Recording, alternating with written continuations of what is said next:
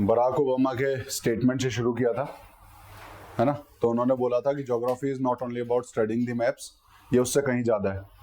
उसमें आप बहुत सारी चीज़ें पढ़ते हैं और उनको पढ़ के सिर्फ नॉलेज नहीं गेन करनी है, उनका यूज़ भी करना है टू रिजॉल्व द इश्यूज जो उस टाइम पे वर्ल्ड में है। ठीक है, तो ज्योग्राफी से हमें बहुत सारे इश्यूज को समझ में आएगा कि हमारे आसपास जो इश्यूज चल रहे हैं उसका ज्योग्राफी से तो कहीं लिंक नहीं है, अगर है तो उसका सॉल्यूशन क्या हो सकता है।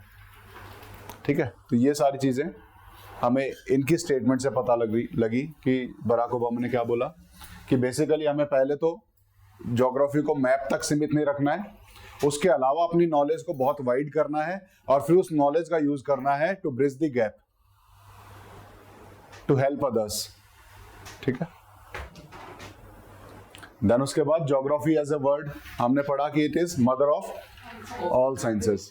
ठीक है, कि जितने भी साइंसेस हैं उनकी कहीं ना कहीं रूट अगर हम देखें तो ज्योग्राफी में छुपी हुई दिखाई देगी। ठीक है, कोई भी साइंस हम लेंगे तो कहीं ना कहीं उसकी रूट हमें ज्योग्राफी में छुपी हुई दिखाई देगी। बस इसमें से ये निकालना था लाइन, और कुछ इसमें से था ही नहीं। Then next is define geography. Geography को टर्म को किसने दिया था? एरेटोस्थेनीज ने दिया था।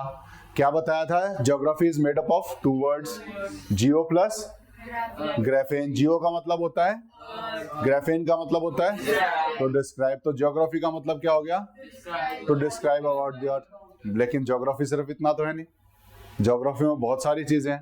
ज्योग्राफी में हम अर्थ, सिर्फ अर्थ नहीं, अर्थ के अंदर नहीं, अर्थ के बाहर की भी बात करते हैं। सिर्फ अर्थ को स्टडी नहीं करते हैं, अर्थ को देखते हैं कि उनका बाकी चीजों से रिलेशन क्या है। तो ये सारी चीजें हम इसमें देखते हैं।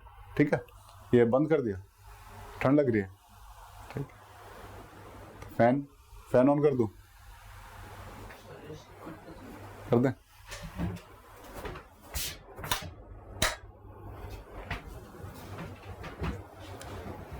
ठीक है, तो geography is made up of two words, geo plus graphein, जिसका मतलब निकलता है to describe the earth, to study about the earth. ये हमने इसमें पढ़ा था। और धीरे धीरे कहां तक पढ़ा था हमने? हाँ, मेनली हमने यहाँ तक पढ़ लिया था। इसका जो एसेंस है, जो अभी तक हम पढ़ चुके हैं कि ज्योग्राफी कहाँ तक लिमिटेड है, ज्योग्राफी में हम क्या क्या पढ़ते हैं, वो हमें आज पढ़ना है बेसिकली। ठीक है, तो क्या क्या पढ़ते हैं उसमें, वहां से हम शुरू करेंगे। तो किसका नंबर आया था? वहां से पढ़ना, ये वाला पैराग्राफ हम पढ़ना शुरू करेंगे। और In essence, geography can be defined as a multifaceted, हाँ, multifaceted discipline studying intra and interrelationship of various layers of Earth, collects and analyzes relevant data, applies the latest tools and methods to prepare map and visuals, provides sustainable solutions to human and environmental issues of the Earth. ठीक है, एक basic fact बताता हूँ आपको। हम कहते हैं ना किसी किसी की वोकैबुलरी बहुत ज्यादा अच्छी होती है। कैसे बोलते हैं, कैसे हम कह सकते हैं किसी की वोकैबुलरी ज्यादा अच्छी है? वर्ड्स पढ़ने से याद हो जाते हैं क्या हमें? नहीं, उसकी इमेज बननी चाहिए। कोई भी वर्ड हमें तब याद होता है जब उसकी इमेज हम बना पा रहे हैं, और उसकी इमेज तब बनेगी जब हम उसे वर्ड को समझ पा रहे हैं। ठीक है ना, तो हर चीज के वर्ड की इमेज आपके दिमाग में बननी चाहिए, उसको इस तरीके से समझना है। ठीक है, तो ऑटोमेटिकली सब्जेक्ट कुछ नहीं है, ये वोकैबुलरी ही है।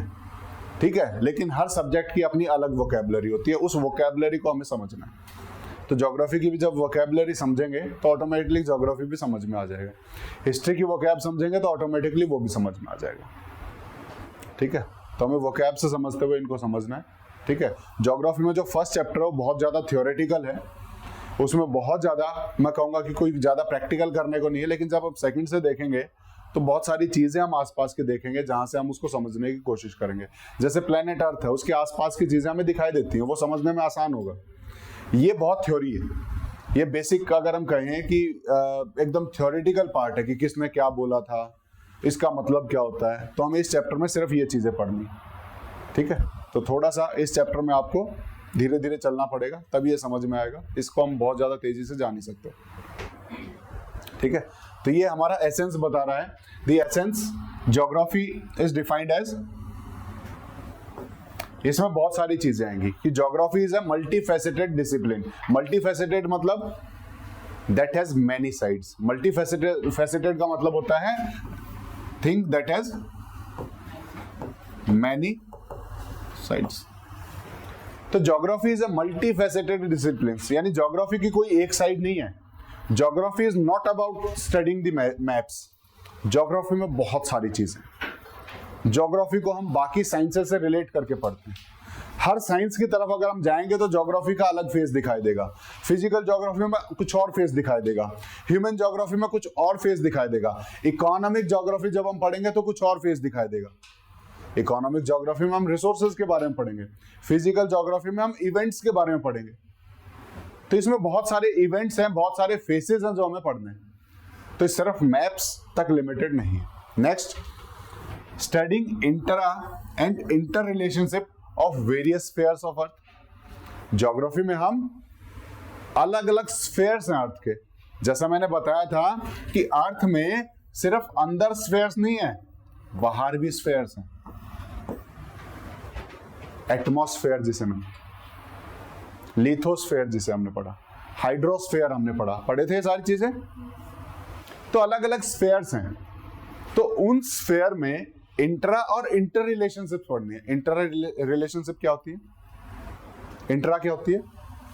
With in. इंट्रा का मतलब होता है विद इन। इंट्रा क्या है? With in, inside. जैसे हम बोलेंगे इंट्रा स्कूल, तो स्कूल के इंट्रा स्कूल गेम्स मतलब स्कूल के अंदर होने वाले गेम्स का कंपटीशन बोलेंगे। इंट्रा स्कूल गेम्स क्या होंगे? जो स्कूल के अंदर गेम्स हो रहे हैं, उसमें बाहर का स्कूल पार्टिसिपेट नहीं कर रहा। लेकिन जब हम इंटर स्कूल की बात करते हैं, यानी स्कूलों के बीच होने वाला, बिटवीन, इंटर इज बिटवीन, स्कूलों के बीच होने वाला कंपटीशन। जब हम ज्योग्राफी पढ़ेंगे तो किसी एक स्फीयर को नहीं पढ़ेंगे, अलग अलग स्फीयर्स को जब हम पढ़ रहे होंगे तो उसी स्फीयर के अंदर होने वाले इवेंट्स को ही पढ़ेंगे और उस स्फीयर में होने वाले इवेंट को दूसरे स्फीयर में होने वाले इवेंट से रिलेट करके भी पढ़ेंगे। तो यहां पर इंट्रा और इंटर रिलेशनशिप्स दोनों को हमें पढ़ना है।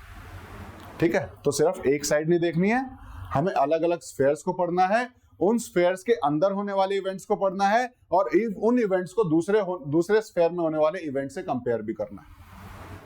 तो ज्योग्राफी में ये सारी चीजें आएंगी। ज्योग्राफी में हम सिर्फ सरफेस नहीं पढ़ेंगे, सरफेस के अंदर के स्फीयर्स पढ़ेंगे, सरफेस के आउटर के स्फीयर्स पढ़ेंगे और वो कैसे आपस में रिलेटेड है ये पढ़ेंगे। हम हाइड्रोस्फीयर को लिथोस्फीयर से कंपेयर करके पढ़ेंगे। हम बायोस्फीयर को पढ़ेंगे, बायोस्फीयर में सभी का कॉम्बिनेशन है ना, हाइड्रोस्फीयर, लिथोस्फीयर और एटमॉस्फेयर, तीनों जहां प्रेजेंट होंगे वो बायोस्फीयर है। तो बायोस्फीयर जब हम पढ़ेंगे ऑटोमेटिकली तीनों को पढ़ना पड़ेगा। ठीक है, it collects and analyses the relevant data.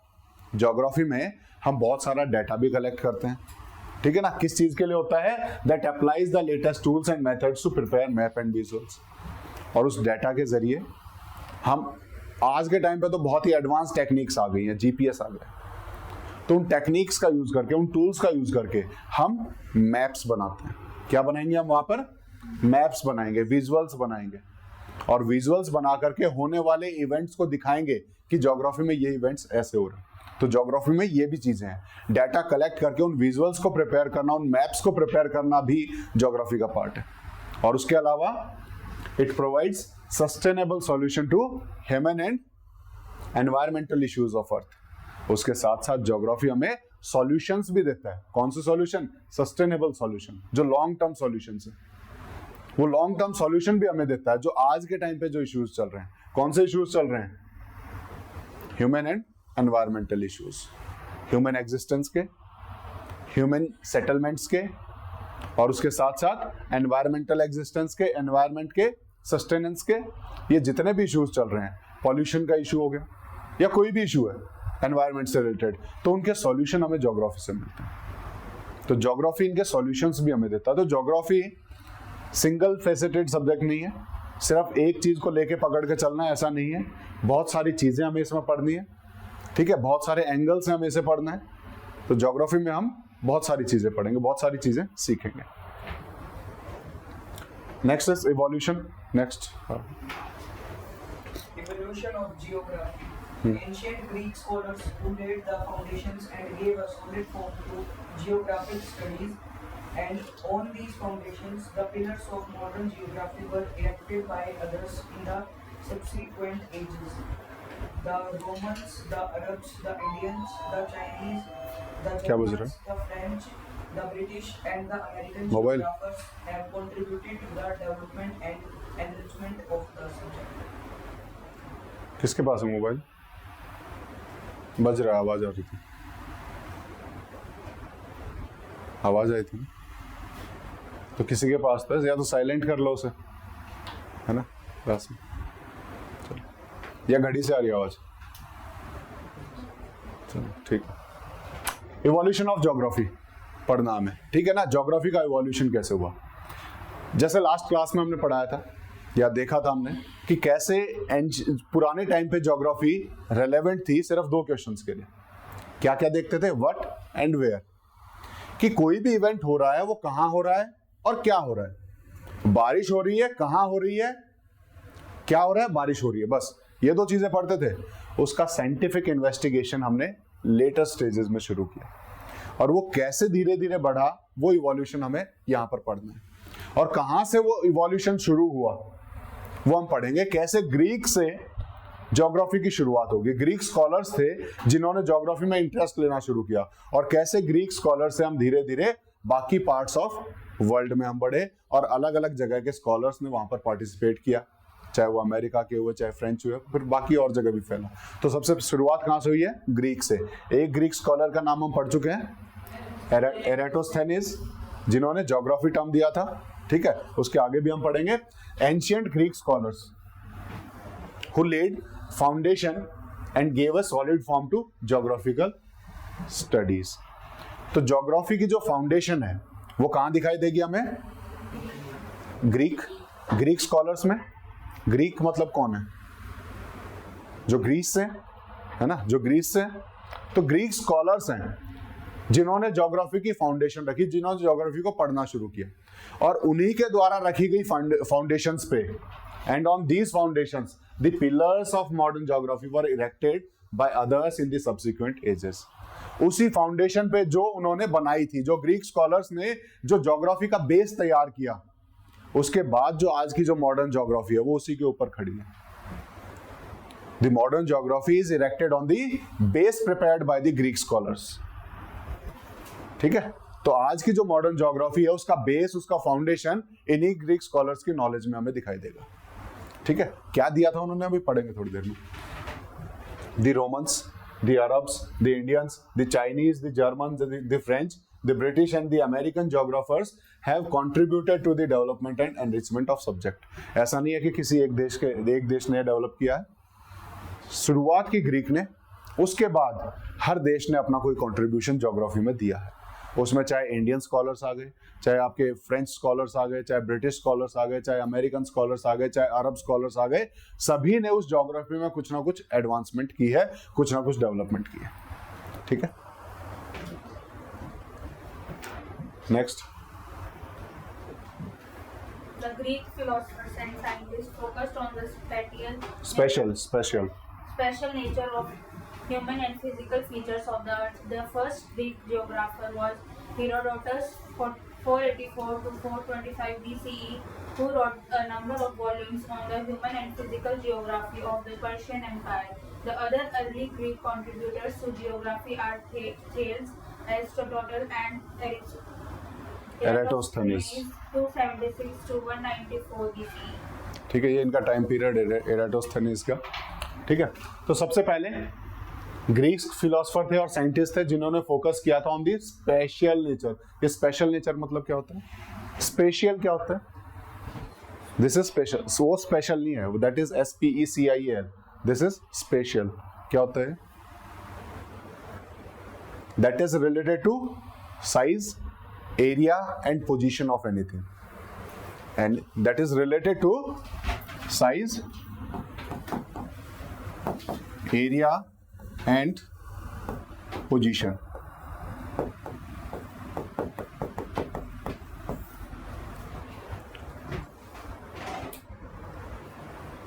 जो ग्रीक स्कॉलर्स थे उन्होंने पढ़ा क्या? हमने बोला कि ग्रीक स्कॉलर्स ने फाउंडेशन रखी ज्योग्राफी की, तो क्या पढ़ रहे थे उस टाइम पे वो? तो उस टाइम पे जो उनका फोकस था, वो फोकस किस चीज पे था? सबसे पहला फोकस था स्पेशियल नेचर ऑफ ह्यूमंस, कि ह्यूमंस किस एरिया में रह रहे हैं, कितने एरिया को कवर किए हुए हैं, ये वहां क्यों रह रहे हैं, क्यों वाला तो क्वेश्चन था ही नहीं, सिर्फ कहां रह रहे हैं ये क्वेश्चन था। तो वो सिर्फ स्पेशल नेचर पढ़ रहे थे, वो उसका सिर्फ साइज, एरिया और पोजीशन में इंटरेस्टेड थे, क्यों में इंटरेस्टेड नहीं थे। तो ह्यूमन सेटलमेंट कहां कहां है, ग्रीक स्कॉलर ने ये पता लगाया। उसके बाद they find out about the physical features of the अर्थ, कि जहां जहां जा रहे हैं उस अर्थ पे फिजिकल फीचर्स क्या हैं, कहां माउंटेन है, कहां लेक है, कहीं पे अगर कहीं ट्रेंच है, कहीं ओशियन है, कहीं कंटिनेंट है, तो फिजिकल फीचर्स क्या हैं। तो ग्रीक स्कॉलर्स सिर्फ दो चीजों पे थे, व्हाट एंड वेयर। क्या क्या चीजें देख रहे थे?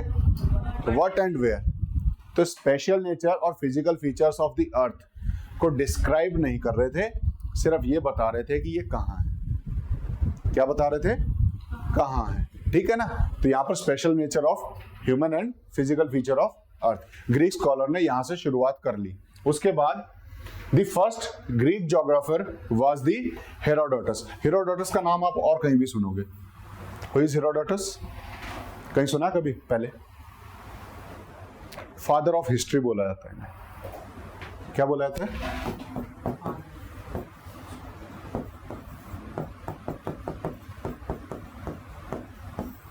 और फादर ऑफ ज्योग्राफी कौन है? एराटोस्थेनेस, ठीक है।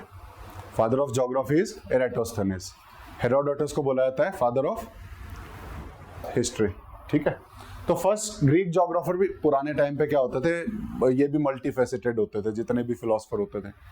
ये फिलोसफी में भी मिलेंगे, या आपको हिस्ट्री में मिलेंगे, ज्योग्राफी में मिलेंगे, पॉलिटी में भी मिल जाएंगे, आपको डिफरेंट सोशल साइंसेज में मिलेंगे। क्योंकि सोशल साइंस अपने आप में मतलब सबसे मिली हुई एक वो है, मतलब आप हिस्ट्री को अकेले नहीं पढ़ सकते बिना ज्योग्राफी के, ज्योग्राफी को नहीं पढ़ सकते बिना इकोनॉमी के, बिना हिस्ट्री के। तो सब आपस में बहुत कनेक्टेड है, इंटरकनेक्टेड है, और वो इंटरकनेक्टेडनेस आपको इनमें दिख जाएगी। ये हेरोडोटस आपको हिस्ट्री में भी दिखाई देंगे, फादर ऑफ हिस्ट्री है, और वहीं हम लिख रहे हैं फर्स्ट ग्रीक ज्योग्राफर भी है, ठीक है ना। तो ये भी एक हम कहेंगे कि एक फैक्ट है, या फिर इसको हम कहेंगे कि एविडेंस है, जिससे हम कह सकते हैं कि ये सोशल साइंसेस कहीं ना कहीं एक उससे निकली हुई है। जहां mother of all sciences geography को बोल रहे हैं, तो उसका एक आपको एविडेंस यहां भी दिख जाएगा। The Greek geographer, first Greek geographer Herodotus, जो फादर ऑफ हिस्ट्री, ठीक है ना, who wrote a number of volumes on human and physical geography of Persian empire. उस टाइम पे पर्शियन एम्पायर चल रहा था। किस टाइम पे? करीबन 4th सेंचुरी BCE की बात चल रही है। कौन सी चल रही है? 4th century BCE। BCE क्या है? बिफोर कॉमन एरा, ठीक है ना।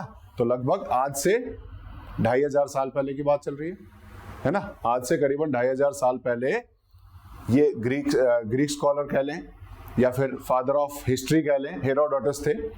इन्होंने बहुत सारा ज्योग्राफी के ऊपर काम किया था, नंबर ऑफ वॉल्यूम्स लिखे थे, और उनमें से एक फेमस है जिसके बारे में हम पढ़ेंगे, आगे लिखा है, ठीक है, यानी तो बेसिकली नंबर ऑफ वॉल्यूम्स थे, बहुत सारे अलग अलग बुक्स इन्होंने लिखी ज्योग्राफी के ऊपर।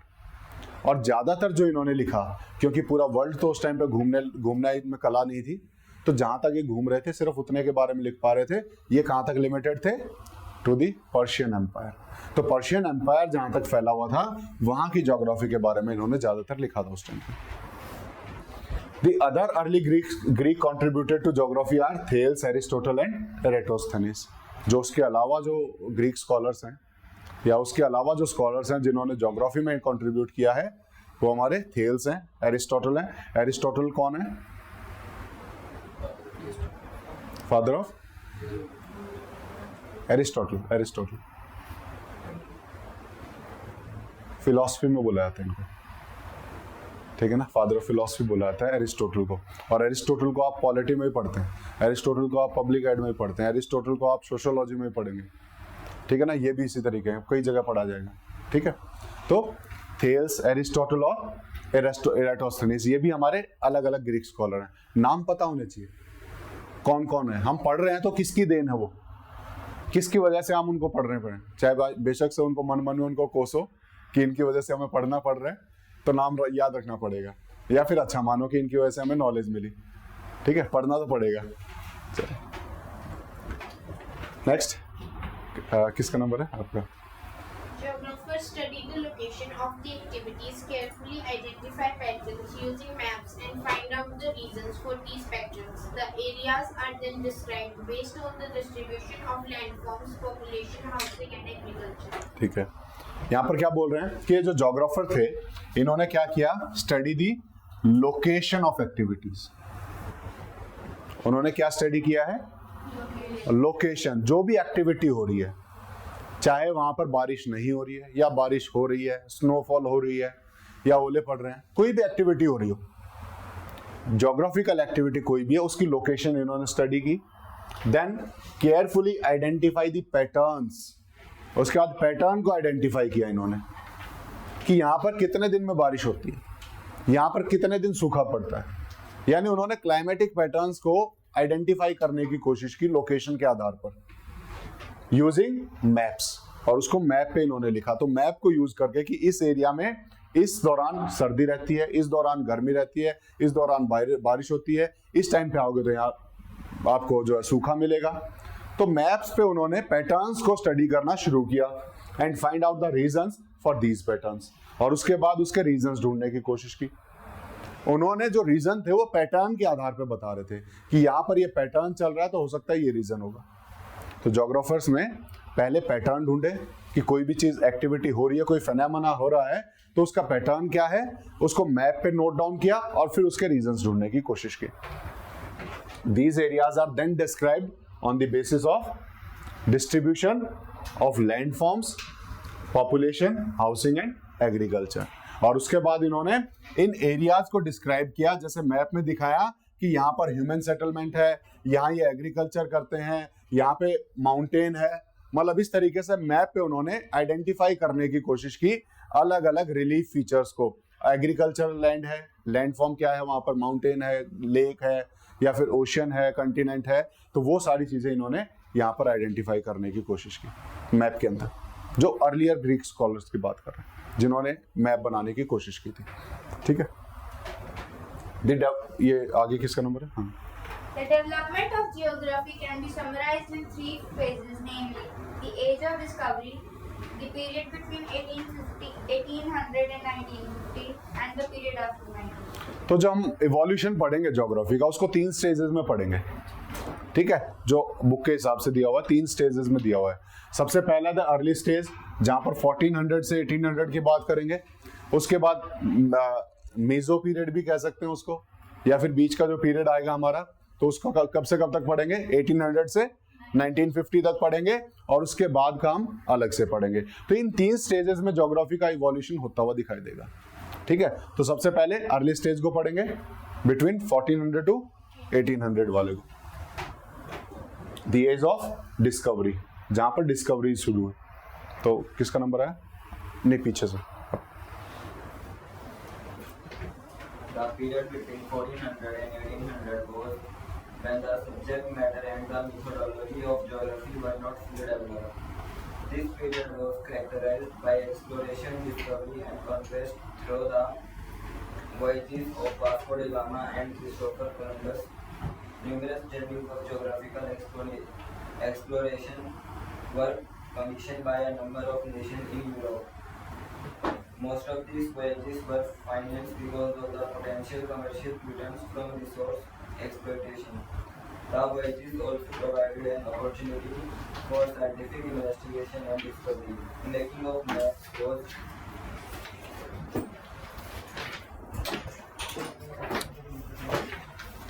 was important in the discipline of geography due to the emphasis on location of phenomena on the Earth's surface, example location of trade routes, unique features and settlements. ठीक है, इसको हम पहले यहाँ तक पढ़ते हैं। ठीक है, जहाँ पर मैप दिए हुए हैं, उसके बाद फिर आगे का पढ़ेंगे। तो सबसे पहले इन्होंने बोला है 1400 से 1800 के पीरियड को हमें पढ़ना है। तो 1400 से 1800 के पीरियड में ज्योग्राफी में चल क्या रहा था? The period between 1400 and 1800 was when the subject matter and the methodology of geography were not fully developed. Subject matter is matter in the subject. Subject matter क्या है? Matter in the subject कि उस subject के बारे में knowledge को हम क्या लें, उस सब्जेक्ट में कितना कंटेंट है, उस कंटेंट की बात करें, दैट इज सब्जेक्ट मैटर. उसके बारे में कितना आइडिया है, कितनी नॉलेज है, दैट इज सब्जेक्ट मैटर. अगर मैं आपको बोलूं कि आपको कोई एक ऐसे लिखना है किसी भी टॉपिक के बारे में, the knowledge you have on that topic is the subject matter you have. ठीक है, तो सब्जेक्ट मैटर होता है. तो उस टाइम पे बिटवीन दिस पीरियड ज्योग्राफी का ना तो सब्जेक्ट मैटर इतना डेवलप था, मतलब ज्योग्राफी को उससे पहले बहुत नेग्लेक्ट किया जाता था, तो बहुत ज्यादा डेवलप नहीं था ये सब्जेक्ट एज ए सब्जेक्ट. इसके बारे में बहुत ज्यादा हम कहेंगे कि बुक्स किसी ने नहीं लिखी थी, थ्योरीज किसी ने नहीं लिखी थी. ठीक है, तो उस टाइम तक लैकिंग था इसका सब्जेक्ट मैटर, इसके बारे में नॉलेज बहुत कम थी. और मेथोडोलॉजी जो ज्योग्राफी में यूज करते हैं कि कैसे मैप बनाना है, फिर कैसे हमें फीचर्स का पता करना है, कैसे हमें रीजंस ढूंढने हैं, ये मेथोडोलॉजी भी उस टाइम तक डेवलप नहीं थी.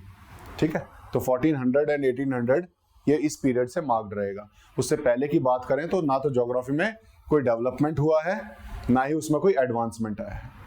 ठीक है, वो हमें यहां से आता हुआ दिखाई देगा. The period was characterised by exploration. इस टाइम पे क्या चल रहा था? इस टाइम पे लोगों में इच्छा जागी थी कि हम एक्सप्लोर करते हैं, हम घूम के आते हैं. ठीक है, इस टाइम पे क्या हुआ, लोगों ने घूमना शुरू किया कि कम से कम पता तो करें कि चल क्या रहा है. लोग मानते थे कि समुद्र के आगे कुछ है ही नहीं, तो कुछ लोगों के मन में इच्छा जागी कि देख के तो है क्या है क्या नहीं है. ठीक है, तो वो एक्सप्लोर करने की भावनाएं उनमें जागी. तो ये जो पीरियड था इसमें एक्सप्लोरेशंस आपको दिखाई देंगे अलग अलग. और इसी टाइम पे अगर आप इंडिया में देखोगे तो इंडिया में भी एक्सप्लोरेशंस हुए थे. कौन आया था इंडिया में? वास्को डी गामा आया था. एडवेंट ऑफ यूरोपियन से हम मॉडर्न हिस्ट्री की शुरुआत करेंगे. जब हम मॉडर्न हिस्ट्री पढ़ रहे होंगे वैसे 1707 या 1757 से करते हैं, लेकिन जो ट्रांजिशन पीरियड है वो शुरू हो जाएगा एडवेंट ऑफ यूरोपियन से. तो first European who came through sea route was Vasco da Gama. कब आया था? 1498 में. कब आया था और कौन से रूट से आया था वो भी हम देखेंगे. रूट कौन सा था सी रूट में वो भी हम देखेंगे. ठीक है, तो ये जो पीरियड था इसमें एक्सप्लोरेशन चल रहे थे. ठीक है, इसमें डिस्कवरीज चल रही थी और वोयाजेस थे. वोयाज क्या होता है? Long journey. और टिपिकली इसको अगर हम देखें तो सी के थ्रू या स्पेस में जो जर्नी होती है उसको हम वोयाज कह देते हैं. वैसे तो कोई भी लॉन्ग जर्नी है दैट इज वोयाज, लेकिन जनरली इसको हम सिनोनिमसली मानते हैं सी जर्नी और स्पेस जर्नी से. ठीक है, तो सी में जो जर्नी की जाए या फिर स्पेस में जो जर्नी की जाए जनरली हम उसको वोयाज के नाम से जानते हैं. तो उस टाइम पे शुरुआत हुई एक्सप्लोरेशन की, डिस्कवरीज की और वोयाजेस की. उस टाइम पे लोगों ने सी रूट्स ढूंढने शुरू कर दिए, मतलब ये देखने के लिए कि देखते हैं क्या मिलेगा आगे, खोज करते हैं, नया रास्ता निकालेंगे. ठीक है, तो ये सिर्फ वहां पर शुरू होता हुआ दिखाई देगा इस पीरियड के दौरान. ये इसी पीरियड में है, इसी पीरियड में ना,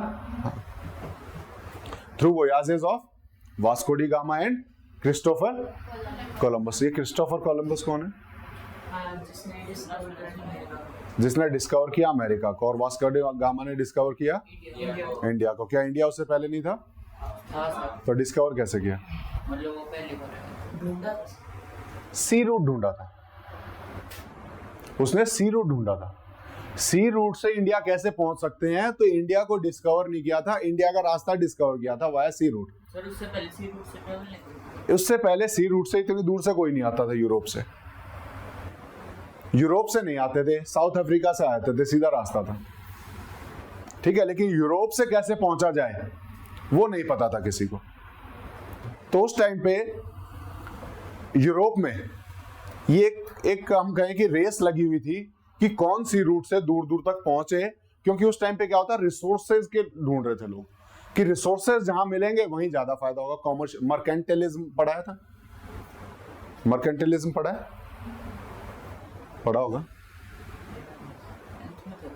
कल क्लास में बताया था सर ने. मर्केंटिलिज्म नहीं पढ़ा है? उस टाइम पे मर्केंटलिज्म थ्योरी चलती थी, जहां पर बेसिकली मर्चेंट के थ्रू, ट्रेड के थ्रू पैसे कमाए जाते थे, ठीक है ना। तो उस टाइम पे लोग रिसोर्सेज ढूंढ रहे थे कि वहां से लेके आएंगे, यहाँ बेचेंगे, फायदा कमाएंगे, ये चलता था। और उस टाइम पे रिसोर्सेज की बड़ी डिमांड थी, इंडस्ट्रियलाइजेशन शुरू हुई थी, तो लोगों ने ढूंढना शुरू किया। अलग अलग जगह पे फाइनेंस किया जाता था कि तुम जाओ, मैं तुम्हें पैसे दे रहा हूं, तुम वहां जाके आओ, ढूंढ के आओ, मिलेगा तो फायदा ही फायदा है। तो इसलिए लोगों ने रास्ते ढूंढने शुरू किए, और उसी रास्ते ढूंढने के चक्कर में एक साइड निकल गए कोलंबस और एक साइड निकल गए वास्को डी गामा। वो जो वेस्ट की साइड निकले तो उनको मिल गया अमेरिका, मेनली तो वेस्ट इंडीज में पहुंचे थे, जो हमारे कैरिबियन आइलैंड से वहां पहुंचे थे, लेकिन उनको वहां से जो है अमेरिका का रास्ता मिल गया कि हम वेस्ट में जाए तो हमें अमेरिका मिल जाएगा। और ये उसी रूट से नीचे की तरफ निकले और केप ऑफ गुड होप से होते हुए इंडिया पहुंचे, तो इन्हें इंडिया मिल गया 1498 में, ठीक है। तो ये वोयाजेस थे, ये एक्सप्लोर करने निकले थे, रास्ता ढूंढने निकले थे, ठीक है। ऐसे नहीं ये पहले थे, इससे पहले भी बहुत हुए, लेकिन उनको कोई ऐसी सक्सेस हाथ नहीं लगी जिससे वो किसी एक पर्टिकुलर जगह पे पहुंच पाए, जो अननोन थी उस टाइम तक, ठीक है। उस टाइम तक सी रूट से उस रास्ते पे नहीं जाते थे, इस वजह से वो नया एक्सप्लोरेशन है, नई डिस्कवरी हुई थी। किसका? अभी आएंगे उसके ऊपर भी, अभी मैप के थ्रू से भी पढ़ेंगे, ठीक है। तो numerous journeys of geographical explorations were commissioned by number of Nations in Europe. तो ऐसा नहीं था यही थे, बहुत सारी ऐसे एक्सप्लोरेशंस यूरोप में उस टाइम पे शुरू की गई थी, ठीक है। और उसी टाइम पे ये टॉलमी का मैप है जो आपकी बुक में दिया होगा, ठीक है ना। Ptolemy was the first person to draw a map with the help of longitudes and latitudes, with the help of longitudes and latitudes. तो लॉन्गिट्यूड्स एंड लैटिट्यूड्स का यूज करके वर्ल्ड मैप बनाने वाले जो पहले थे वो थे टॉलमी। 1482 में इन्होंने बनाया ये वर्ल्ड मैप। तो कैसे बनाया होगा? ढूंढा होगा तभी तो बनाया होगा, कहीं घूमे हुए तभी तो बनाया होगा। इन्होंने अलग अलग जगह जाके लाइब्रेरीज को विजिट किया और उनकी लाइब्रेरी से वहां की इंफॉर्मेशन निकाली कि यहाँ पर क्या लोकेशन है, कैसे है, और उसके बाद इन्होंने एक कंप्लीट वर्ल्ड मैप देने की कोशिश की। और this was the world map that he gave in 1482, Ptolemy, ठीक है। तो he was the first to give a world map using longitudes and latitudes. Next करो, इंडिया कहाँ है बताओगे? है यहां कुछ लिखा हुआ है?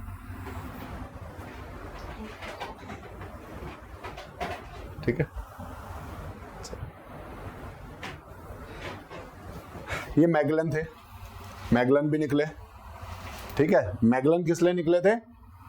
मैगलन ने बोला कि यूरोप से वेस्ट साइड कोई नहीं जाता।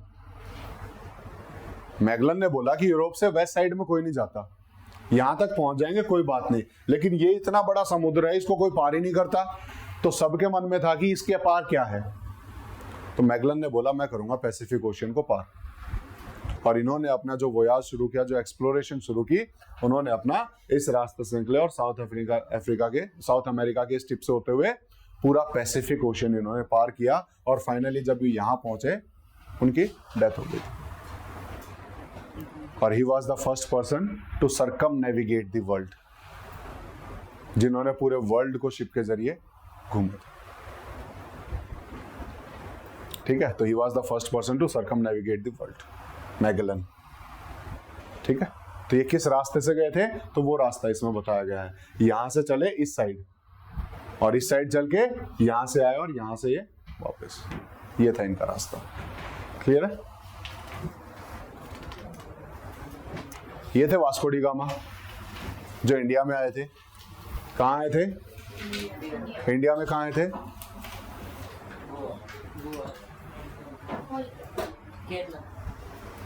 केरला में थे, कोलकाता नहीं, कैलीकट उनका नाम है। कैलीकट जो जगह है जहां पर ये पहुंचे थे, ये रहा, यहाँ पे लिखा हुआ है कैलीकट, CALICUT, कैलीकट। तो 1498 में ये पुर्तगाल से चले और यहाँ पर पहुंचे, ठीक है ना। 1498 में ये पहुंचे थे, इनका रास्ता था यहाँ से, ये इधर से चलते हुए आए, ये इधर घूमते घूमते पहुंचे। इसको बोलते हैं केप ऑफ गुड होप। लोग इंडिया को ढूंढने के चक्कर में दो लोगों ने दो इंडिया ढूंढे, एक तो ईस्ट इंडीज, एक वेस्ट इंडीज, एक ईस्ट इंडीज और वेस्ट इंडीज। कुछ ईस्ट इंडीज ढूंढने निकले थे, कुछ वेस्ट इंडीज ढूंढने निकले थे। जो ईस्ट इंडीज ढूंढने निकले वो इंडिया की तरफ पहुंचे, जो वेस्ट इंडीज ढूंढने निकले वो अमेरिका की तरफ पहुंचे। ठीक है, तो जो कोलंबस थे वो कहाँ गए थे? वेस्ट इंडीज ढूंढने, तो वो अमेरिका ढूंढ लिया था और ये आए थे ईस्ट इंडीज। इससे पहले भी बहुत लोगों ने ट्राई किया कि हम इंडिया के लिए सी रूट निकालेंगे। इसके पीछे भी रीजन था, ये सी रूट क्यों बढ़ा। ठीक है, जब हम मॉडर्न हिस्ट्री पढ़ेंगे तब हमें समझ में आएगा कि ये सी रूट के जरिए क्यों निकलने लगे, क्या मजबूरी आ गई उस टाइम पे। अदरवाइज सीधा सीधा रास्ता है, ये यहाँ से घूमते हुए आ जाते थे ऐसे ऐसे। क्या फर्क पड़ रहा है इनको? तो सी रूट क्यों ढूंढा इन्होंने?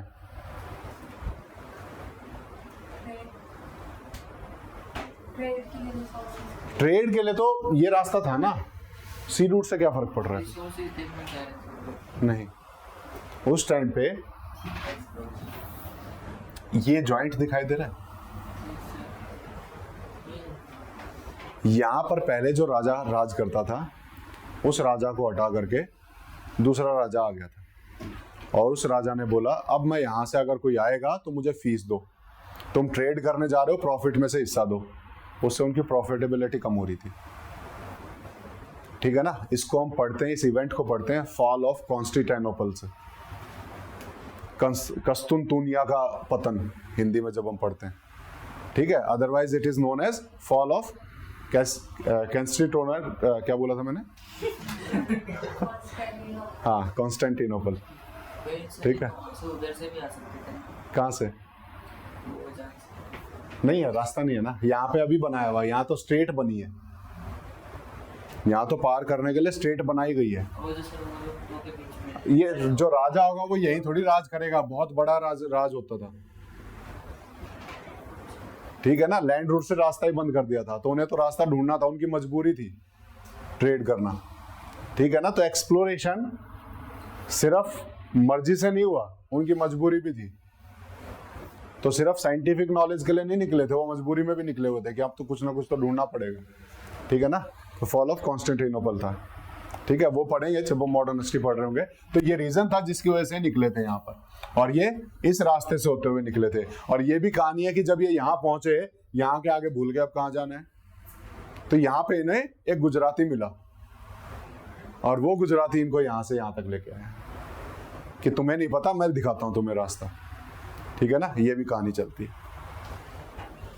ठीक है, तो ये यहाँ गए और सिर्फ ये नहीं, उसके बाद वापस गए, बहुत कमाया, 60 टाइम्स तक इनका प्रॉफिट हुआ था। उसके बाद बोला 60 टाइम्स, बोला इतना फायदा है, दोबारा चलो। और ऐसा करके 3 बार इंडिया में आए थे इस रास्ते से।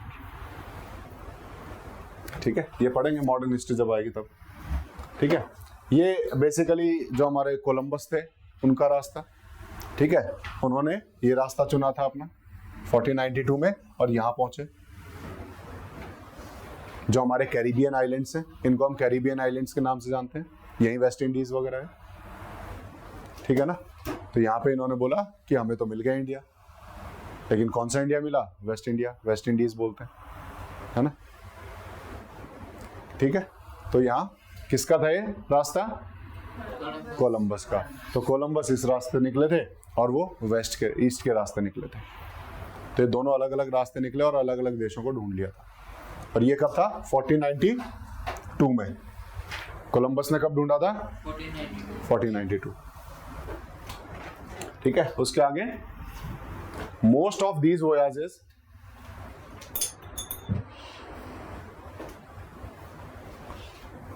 These voyages were financed because of the potential commercial returns. और जितनी भी ये वोयाज थे, जितनी भी ये यात्राएं थी, जितने भी ये सफर पे निकले थे, इनको फाइनेंस किया जाता था वहां के फाइनेंसर्स के द्वारा। इनको पैसे देके भेजा जाता था कि तुम जाओ और ढूंढ के आओ। ठीक है ना, इनको पैसे देने वाले कोई और होते थे पीछे से कि तुम जाओ ढूंढ के आओ। क्यों? क्योंकि उन्हें पता था कि इनका जो कॉमर्शियल रिटर्न्स है वो बहुत ज्यादा है। कॉमर्शियल रिटर्न्स का पोटेंशियल बहुत ज्यादा है। पोटेंशियल इज क्षमता, है ना। तो इनके जो कॉमर्शियल रिटर्न है, जो पैसे की जो रिटर्न आने की संभावनाएं हैं, जितना हमें मल्टीफोल्ड रिटर्न्स मिल सकता है, वो यहां से इनको पता था कि बहुत ज्यादा मिलेगा। इसीलिए इन्होंने अलग अलग जगह एक्सप्लोरेशंस पे, वोयाजेस पे भेजना शुरू किया, पैसे दे के भेजा इनको कि तुम जाओ और ढूंढ के आओ, ठीक है। फ्रॉम रिसोर्स एक्सप्लॉयटेशन, ये पैसे कहां से आ रहे हैं? रिसोर्स एक्सप्लॉयटेशन से। एक्सप्लॉयटेशन इज ओवर यूज नहीं, एक्सप्लॉयटेशन एक सेंस में, हाँ शोषण है, ओवर यूज भी कह सकते हैं उसको एक सेंस में, ठीक है ना। तो जो आपका नहीं है उसको फिर से यूज करना, दैट इज, ठीक है ना। आप ओवर यूज भी कह सकते हो, over use is also okay, that is also good, ठीक है ना। तो ओवर यूज भी हम कहेंगे, यहाँ ओवर यूज करते हैं, ओवर यूज इज एक्सप्लॉयटेशन। तो रिसोर्स एक्सप्लॉयटेशन उन्होंने किया, वो रिसोर्सेज जो उनके नहीं थे वहां जाकर के उन्होंने रिसोर्सेज को एक्सप्लॉयट करके उसके कॉमर्शियल रिटर्न्स का पोटेंशियल बहुत ज्यादा था, और जो फाइनेंसर थे उन्हें इस चीज का पता था कि वहां पर रिसोर्स मिलेंगे तो हमें फायदा होगा, तो अभी पैसे दे देते हैं, बाद में कमा लेंगे, तो इसीलिए इनको भेजा था। तो यहाँ पर मजबूरी भी है और साइंटिफिक इन्वेस्टिगेशन की अंदर भी आग लगी हुई है कि हमें तो ढूंढना है, ठीक है ना। तो दोनों चीजें, तब इन्होंने इधर उधर भागना शुरू किया। और ये कहानी कब की चल रही है? 1400 से 1800 की। अभी सिर्फ एक्सप्लोर कर रहे हैं, अभी तक कुछ एक्सप्लोर नहीं हुआ है। इस पीरियड में एक्सप्लोरेशन शुरू हुई है, वोयाजेस शुरू हुई है। The voyages also provided an opportunity for scientific investigation and discovery. और जो voyages पर्पस कुछ और था, लेकिन इसकी वजह से उनको ये अपॉर्चुनिटी भी मिल गई कि वो साइंटिफिक इन्वेस्टिगेशन कर पाए और नई नई चीजों को डिस्कवर कर पाए, ठीक है। तो इस वजह से इसकी डिस्कवरी शुरू हुई थी। Making of map was important in the discipline of geography due to emphasis on location of phenomena on earth surface. और ये जो मैप था यही इंपॉर्टेंट था ज्योग्राफी में कि हम मैप बना लें, ठीक है ना। और मैप पे करने क्या है? मैप पे इनको लोकेशन करनी है। किसकी लोकेशन बतानी है? Of the फेनोमेनाज। फेनोमेना क्या है? Events, events on earth surface, कि अर्थ सरफेस पे जो जो इवेंट्स हो रहे हैं, जो भी चीजें घटनाएं घट रही हैं, हमें उन चीज को स्टडी करना, उसको मैप पे लेके आना है। तो उसको मैप पे लाना इन्होंने शुरू किया। तो शुरुआत में सिर्फ व्हाट एंड वेयर चल रहा था, मैप पे लाने की कोशिश चल रही थी कि हम मैप पे ले आएंगे, हम ज्योग्राफी में सफलता हासिल कर लेंगे, विल सक्सीड इन ज्योग्राफी, अगर हम उसको मैप पे ले आते हैं तो ये मैप पे लाने की कोशिश कर रहे थे, अलग अलग लोकेशंस को, अलग अलग इवेंट्स को, चाहे वो इवेंट आपका लोकेशन हो, ट्रेड रूट का, या फिर आपका रिलीफ फीचर हो। रिलीफ फीचर क्या है? रिलीफ फीचर, हाँ, डिफरेंट लैंड फॉर्म्स को हम रिलीफ फीचर्स कहते हैं। Different landforms on the earth are relief features, ठीक है ना। वो अलग अलग लैंड फॉर्म्स कौन कौन से हैं उसको भी उन्होंने मैप पे नोटिफाई करना शुरू किया। अलग अलग सेटलमेंट्स की कहाँ कहाँ आदमी बस रहे हैं, कहाँ कहाँ क्या बस रहे हैं, तो उनकी सेटलमेंट्स को इन्होंने मैप पे शुरू किया। तो 1400 से 1800 का जो पीरियड है, that is mainly known for explorations and discoveries. उस टाइम तक ज्योग्राफी के बारे में ज्यादा नहीं पता था, और उसके बाद ये डिस्कवरी शुरू होती है, उसके बाद ये मैप वगैरह बनने शुरू होते हैं। 1482 में टॉलमी ने बनाया। कब बनाया था? 1482 में, ठीक है।